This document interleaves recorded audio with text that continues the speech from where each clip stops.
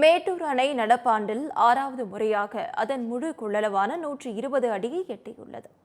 இதுகுறித்த முழு விவரங்களை செய்தியாளர் கண்ணன் வழங்க கேட்கலாம். கண்ணன், வணக்கம். முழு விவரங்கள் என்ன? வணக்கம்.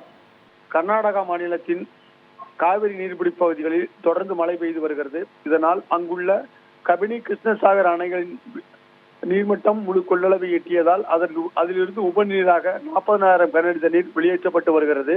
இதனால் மேட்டூர் அணைக்கான நீர்வரத்து தொடர்ந்து அதிகரித்த வண்ணம் உள்ளது. நேற்று மாலை நிலவரப்படி 36,980 கனஅடி நீர் வந்து கொண்டிருந்தது. இதனால் அணை எப்போது வேண்டுமானால் தனது முழு கொள்ளளவை எட்டலாம் என எதிர்பார்க்கப்பட்ட நிலையில் இன்று காலை 6 மணி அளவில் அணை தனது முழு கொள்ளளவான 120 அடியை எட்டியுள்ளது. அணைக்கான நீர்வரத்து 35,000 கனஅடியாக உள்ள நிலையில் அணையிலிருந்து டெல்டா பாசனத்திற்கு வினாடிக்கு 22,500 கனஅடி வெளியேற்றப்பட்டு வருகிறது. 16 கன் உபரி நீர் வெள்ளப்போக்கு வழியாக 12,500 கனஅடி நீர் வெளியேற்றப்பட அதிகாரிகள் முடிவு செய்துள்ளனர். ஆனால் அணைக்கான நீர்வரத்து தொடர்ந்து அதிகரித்து வருவதன் காரணமாக அணையானது நடப்பாண்டு 6வது முறையாக தனது முழு கொள்ளளவையும், அதே நேரத்தில் அணையின் வரலாற்றில் 46வது முறையாக தனது முழு கொள்ளளவை எட்டியுள்ளது. இதனால் காலை 8 மணி முதல் அணைக்கு 16 கன் மதகு வழியாக வெளியேற்றப்படும் நீரின் அளவு 12,500 கனஅடியாக அதிகரிக்க அதிகாரிகள் முடிவு செய்துள்ளனர். இதன் காரணமாக அதாவது அணையின் அடியின் துவக்க பகுதிகளான தங்கமாபுரிப்பட்டினம், சங்கிலிமுனியப்பன் கோயில், பெரியார் நகர், அண்ணா நகர் ஆகிய சேலம் கேம்ப் உள்ளிட்ட பகுதிகள் தொடர்ந்து உஷார்படுத்தப்பட்டுள்ளன. அந்த பகுதியில் உள்ள தாழ்வான பகுதியில் உள்ள மக்களை வருவாய்த்துறையினர் நேற்று மாலை முதலே வெளியேற்றிவிட்டனர். தற்போது யாரேனும் இருக்கிறார்களா என அதிகாரிகள் ஆய்வு மேற்கொண்டு வருகின்றனர். மேலும் அணையின் குளிக்கவோ அல்லது துணி துவைக்கவோ, புகைப்படம் எடுக்கவோ, செல்ஃபி உள்ளிட்டவை எதுவும் எடுக்கக்கூடாது என போலீசார் தொடர்ந்து எச்சரிக்கை செய்து அனுப்பி வருகின்றனர். இதனை போல் டெல்டா மாவட்டங்களான ஈரோடு, நாமக்கல், கரூர், திருச்சி, திருவாரூர், நாகப்பட்டினம், தஞ்சாவூர் உள்ளிட்ட 12 மாவட்டங்களும் உஷார்படுத்தப்பட்டுள்ளன. அந்தந்த மாவட்ட ஆட்சித் தலைவர்களின் உத்தரவின் பேரில் வருவாய்த்துறையினர், தீயணைப்புத்துறையினர் தொடர்ந்து காவிரி ஆற்றின் தாழ்வான பகுதியில் கண்காணித்து வருகின்றனர். தாழ்வான பகுதியில் குடியிருக்கும் மக்கள் திருமண மண்டபங்கள், சமுதாய கூடங்களில் தங்க வைக்கப்பட்டு அவர்களுக்கு தேவையான வசதிகளும் செய்து கொடுக்கப்பட்டு வருகிறது. இன்று காலை 8 மணிக்கு அணையின் 16 கன் மதகு வழியாக 12,500 கனஅடி நீர் வெளியேற்றப்பட உள்ளதாகவும் அதற்கு மேல் அணைக்கான நீர்வரத்தை பொறுத்து படிப்படியாக அணையிலிருந்து வெளியேற்றப்படும் உபரி நீர் அதிகரிக்க வாய்ப்புள்ளதாக நீர்வளத்துறை அதிகாரிகள் தெரிவித்துள்ளனர். முழு விவரங்களுக்கு நன்றி கண்ணன்.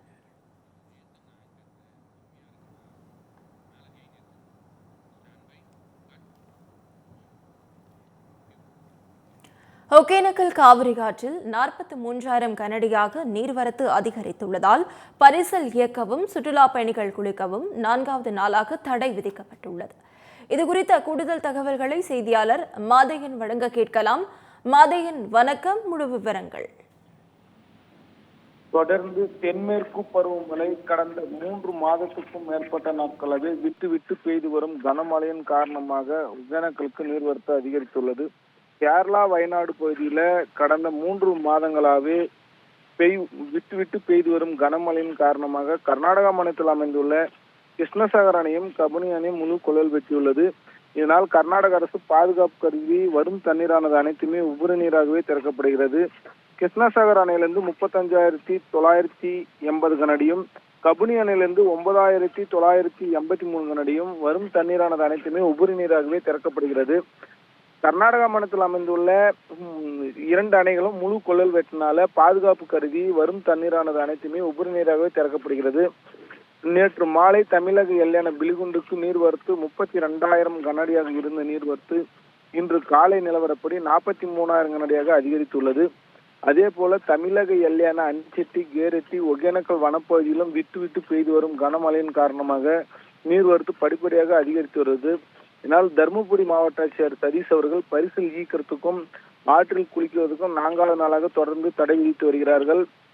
கடந்த 1 வாரமாகவே நீரின்றி ஒகேனக்கல் பகுதியில் வறண்டு போயிருந்த நிலையில தற்போது மீண்டும் வெள்ளப்பெருக்கு ஏற்பட்டுள்ளதை தற்போது பார்க்க முடியும்.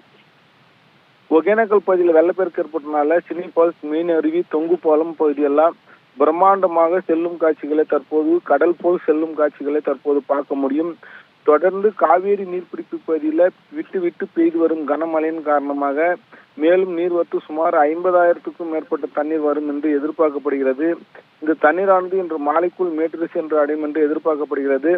அதே போல கேரளா, வயநாடு, குடகு பகுதியிலும் தொடர்ந்து கனமழை பெய்து வருவதால மேலும் நீர்வரத்து சுமார் 1,00,000க்கும் மேற்பட்ட தண்ணீர் வரும் என்று எதிர்பார்க்கப்படுகிறது. இந்த தண்ணீரானது இன்று மாலைக்குள் மேட்டூர் சென்று அடையும் என்று எதிர்பார்க்கப்படுகிறது. கார்த்தி. முழு விவரங்களுக்கு நன்றி மாதேகன்.